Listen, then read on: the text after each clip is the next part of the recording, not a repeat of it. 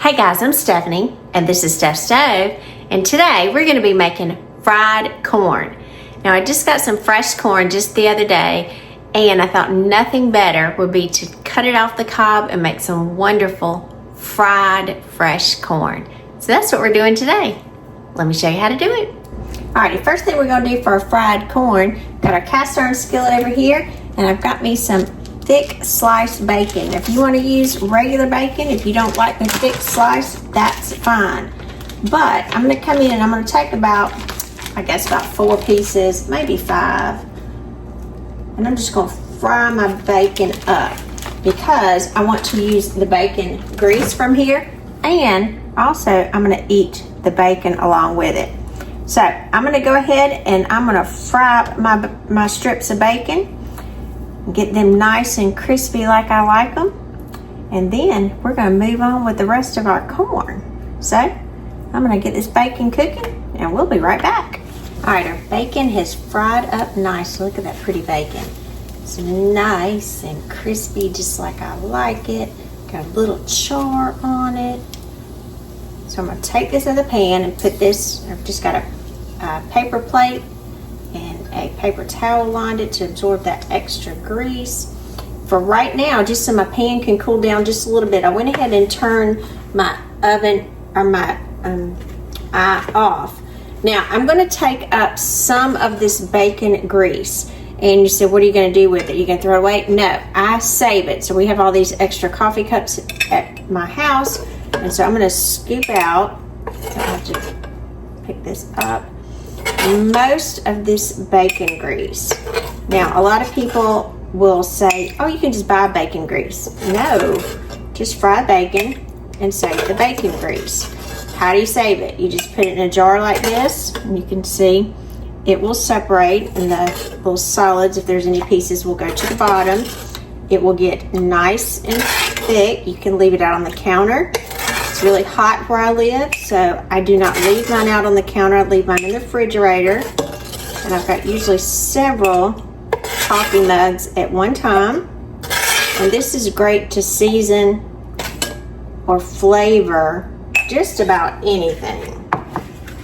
And to show you, hold on, here's one that I just pulled out of the refrigerator, and you can see that I've been pulling out of it, so it'll get nice and solid like that once you put it in the refrigerator.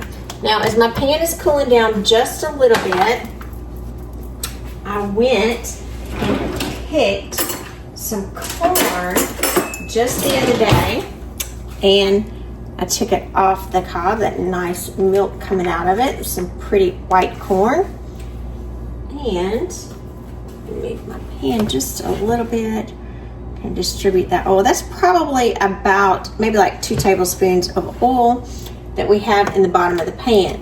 So it's cooling now, so I'm just going to go ahead and I'm going to put my corn in here.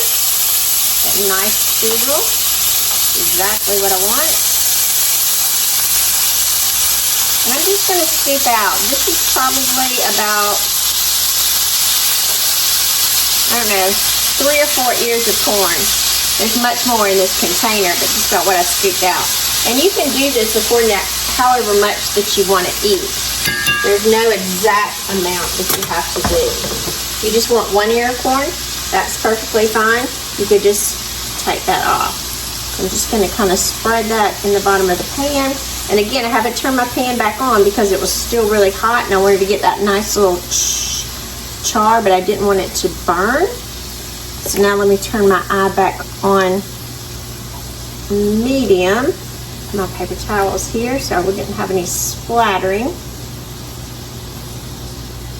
If you're wondering what those are, take that off. And then we're just going to kind of run this around the pan and let it start heating up and cooking. Because fresh corn does not take very long to cook. Those bacon drippings, like you hear people say a lot of times, we cook a lot of things with bacon grease, and it just adds that extra flavor, but bacon drippings, you'll hear people call it that as well. That's just going to flavor this nicely. Now, also I'm going to add a little bit of butter. I'm going to add about 2 tablespoons.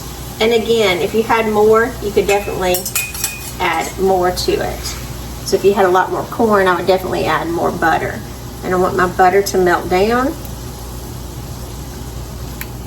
So we're continuing to cook our corn around here.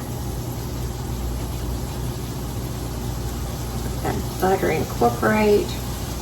That bacon flavor. See some little brown spots on my corn kernels. This just couldn't be any easier. So I'm going to keep going and let my butter melt. I'll be back in just a few minutes.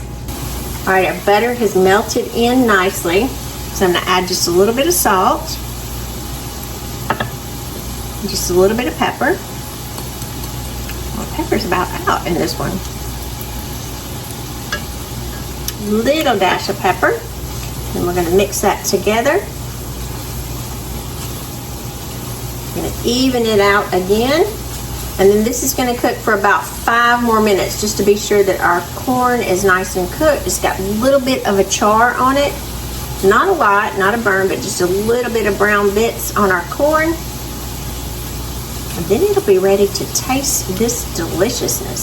So, let this sit for about 5 more minutes. We'll be right back. Alrighty, our fried corn has been cooking for about 5 more minutes and I just turned it off. And so you can see we have this nice char all across the bottom. Look at that. Now, I'm gonna go ahead and put it on a paper towel on a plate just to drain up some of the excess oil as we get ready to eat it. I've got a beautiful tomato sliced over here. And that bacon, you wonder what we're gonna do with that? We're gonna be eating that with it too. So let me get this plated up and it'll be time to taste and eat. I'm Stephanie, this has been Steph Stove. For today, we made this beautiful plate full of fried fresh corn. Now, this couldn't be any easier to make a wonderful side dish or just a quick meal because this is my lunch. Fried corn, fresh sliced tomatoes, and there's that bacon that we fried up too. So, make this for your family. It's a great way to enjoy corn. Bring out that flavor. Get those crunchy bits on it. Just delicious. So remember, I'm Stephanie. This has been Steph Stove. Give us a thumbs up. Click that subscribe button for more great content like this. Steph Stove, we're making memories one dish at a time. Thanks for watching, guys. Have a wonderful day.